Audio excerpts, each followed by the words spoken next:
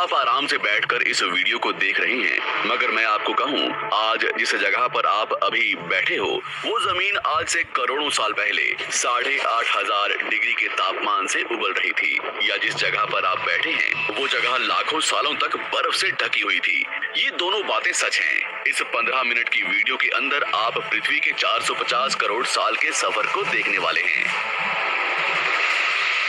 जिस जगह आज हमारा सौरमंडल है, वहाँ विभिन्न प्रकार की गैस और धूल के बादल हुआ करते थे। वैज्ञानिकों के मुताबिक इन धूल के बादलों से दूर एक तारा हुआ करता था। वक्त के साथ साथ उस तारे की ऊर्जा कम होने लगी, जिसके कारण उसके अंदर एक विशाल विस्फोट हुआ। विस्फोट की वजह से अंतरिक्ष की ये धूल एक दूसरे से दबने लगी। इस दौरान बादलों में स्थित धूल के कण दबाव और गर्मी के कारण बड़े उल्कापिंड और पत्थरों में परिवर्तित हो चुके थे, और इसी दबाव की वजह से इन बादलों में स्थित रेडियो एक्टिव पदार्थ ने ग्रेविटी का निर्माण किया। इस ग्रेविटी के कारण बीच में हाइड्रोजन और हीलियम इकट्ठा होने लगे। बीच के इस भयंकर दबाव के कारण एक विशाल विस्फोट हुआ, और इसी विस्फोट के कारण हमारे सूरज का जन्म हुआ।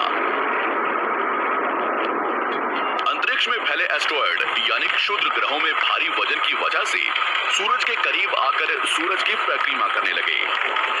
धीरे धीरे इन्हीं एस्टेरॉयड में भारी टकराव हुआ, जिसके फलस्वरूप मरकरी, विनस, अर्थ और मार्स जैसे ग्रहों का निर्माण हुआ।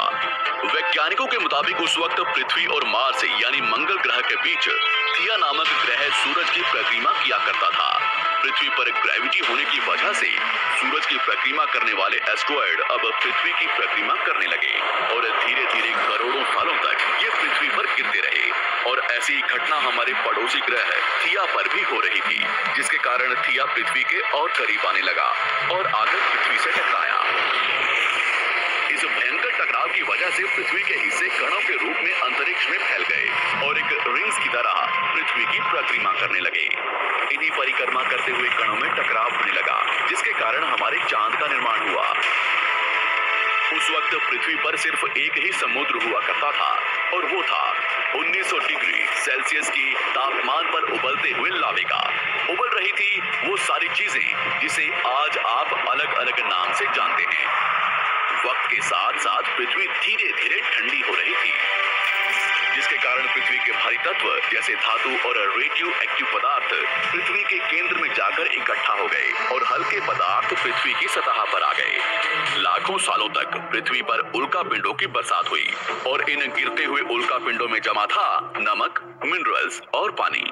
करोड़ों सालों तक इन उल्कापिंडों की बरसात होती रही, और धीरे धीरे पृथ्वी की ऊपरी सतह पानी से ढकने लगी। वैज्ञानिकों के मुताबिक यही वो वक्त था जब दूर गहरे पानी के अंदर निकलते ज्वालामुखियों से पहली बार सूक्ष्म जीवों का निर्माण हुआ।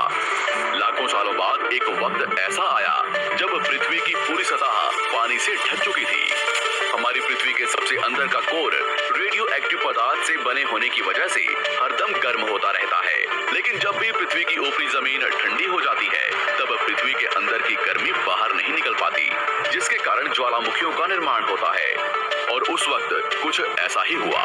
पानी से ढकी हुई पृथ्वी पर हजारों की तादाद में ज्वालामुखी निकलने लगे, और आने वाले लाखों सालों तक इन ज्वालामुखियों का निकलना जारी रहा, जिससे पानी के ऊपर जमीन का निर्माण हो रहा था।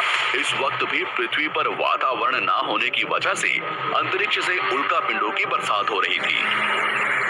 आज से लगभग 300 करोड़ साल पहले पृथ्वी पर ऐसा वक्त आया जब पृथ्वी का वातावरण लगभग स्थिर होने लगा था। ज्वालामुखी निकलने धीरे हो गए थे, और पृथ्वी का एक दिन 12 घंटे का हुआ करता था।